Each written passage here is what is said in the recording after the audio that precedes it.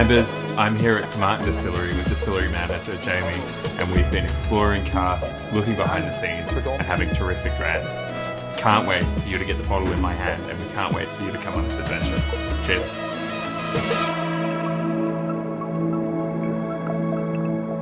Jamie, thank you for having us, mate. It's amazing to be here. No, absolute pleasure having you. So we're currently residing in probably our most famous warehouse that we've got, Warehouse 6. So this is where we store a lot of our rare, prestigious and really exceptional whiskies that we have here.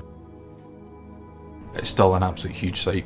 Obviously it was the biggest distillery at one point in the world. So we have over 150,000 casks on site. A lot to maintain and a lot to look after. It's huge, but I think you've touched on something that makes Tomatin so special there, and that there's this capacity to do an incredibly high volume of whiskey, and it's not touched, but it seems like it's not touched because there's more of a pursuit of quality and doing things in a little bit of a slower way and yielding a better whiskey. Absolutely. I think, like you're saying, back in the 80s when we were producing upwards of 12 million litres of alcohol, we've reduced that massively now to focus on our own brands rather than dealing with the bulk side of the industry. So everything we do now is spent on looking at quality. What can we do that's going to be unique? What can we do that's going to be something that, you know, likes of yourselves are going to be really interested in?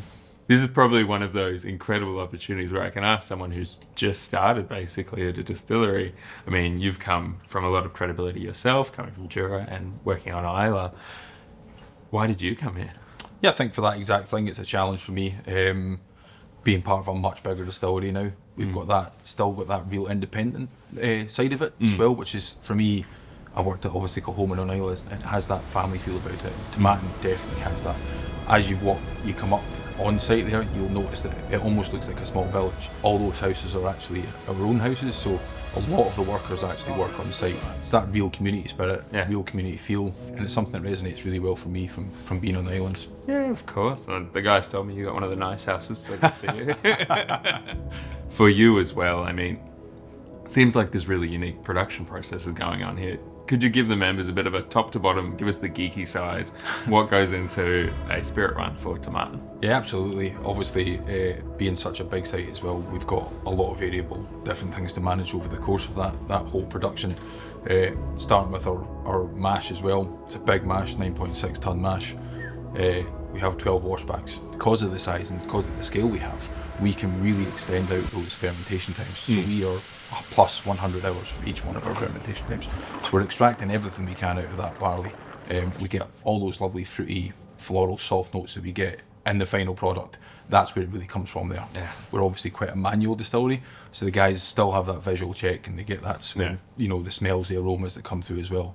You know, it determines when their cut points are as well. There's distilleries you'll visit that brag about 70 hours, 80 hours being a long ferment time. 100 is huge and stellar. I mean, it'd be producing these wonderful esters that you'll only get from that kind of fermentation. Yeah, absolutely. And I think when I say 100 hours, that's minimum. We can extend that to 120 for some of the way our production plan works. But it'd be nothing without the casks that we have in here. As you can see around you, we've got a massive selection of casks, from butts, sherry butts, wine casks, bourbon barrels, and we've got obviously our rum cask as well. So yeah, it plays a massive key part in us. We're one of the really, really lucky distilleries that we've actually got a lot of incredibly old stock as well. You know, massively important. Having these casks at our disposal and having such a variety of them really allows us to play perfect harmonies with them. And you can see it with the finishing times. I mean, in this, I think it was 28% at 6 year plus finishes. Right, yeah.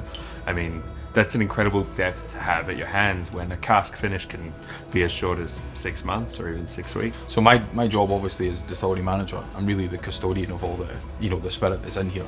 It's my job to see that legacy continues, so that we can keep releasing really great expressions. I absolutely encourage anyone to come here and see it, see the scale, see the size, see the history, and I think you get that passion that comes from the people that make it as well.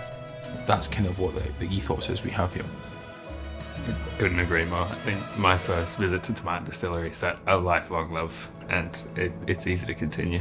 Cheers. Cheers.